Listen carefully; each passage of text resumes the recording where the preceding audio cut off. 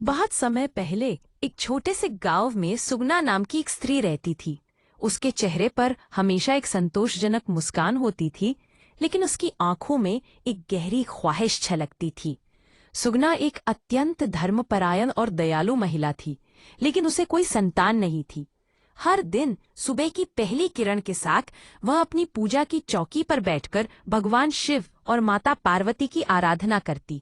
उसकी प्रार्थनाएं आसमान में गूंजती थीं, जैसे कि वह अपने दिल की गहराइयों से संतान प्राप्ति का वरदान मांग रही हो।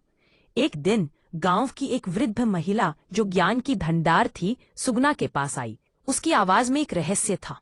बेटी, यदि तू सच्चे मन से होई अष्टमी व्रत रखेगी तो माता पार्वती तुझे पुत्र रत्न का आशीर्वाद देंगी, उसने कहा। सुगना ने उसकी बात सुनकर एक नई आशा की किरण महसूस की। उसी दिन से उसने व्रत की तैयारी शुरू कर दी। अष्टमी के दिन वह स्नान करके स्वच्छ वस्त्र पहनती है, जैसे कि वह किसी विशेष अवसर के लिए तैयार हो रही हो। उसने अपने घर में माता गौरी और भगवान शिव की मूर्ति स्थापित की और तुलसी के पास एक दीप जलाया। धूप और दीप की सुगंध चारों ओर फैल गई और वातावरण में एक दिव्यता छा गई।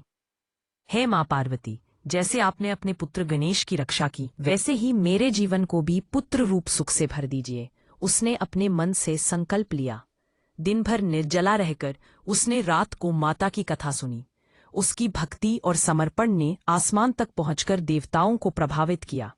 रात के अंधेरे में माता पार्वती उसकी सच्ची भक्ति से प्रसन्न होकर स्वप्न में प्रकट हुई। सुगना, तेरी भक्ति सच्ची है, जल्द ही तुझे पुत्र रत्न की प्राप्ति होगी, उन्होंने कहा। यह सुनकर सुगना की आंखों में खुशी के आंसू थे।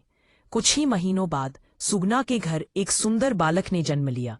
उसके रोने की आवाज ने गांव के सभी लोगों को खुशी से झूम उठने पर मजबूर कर दिया।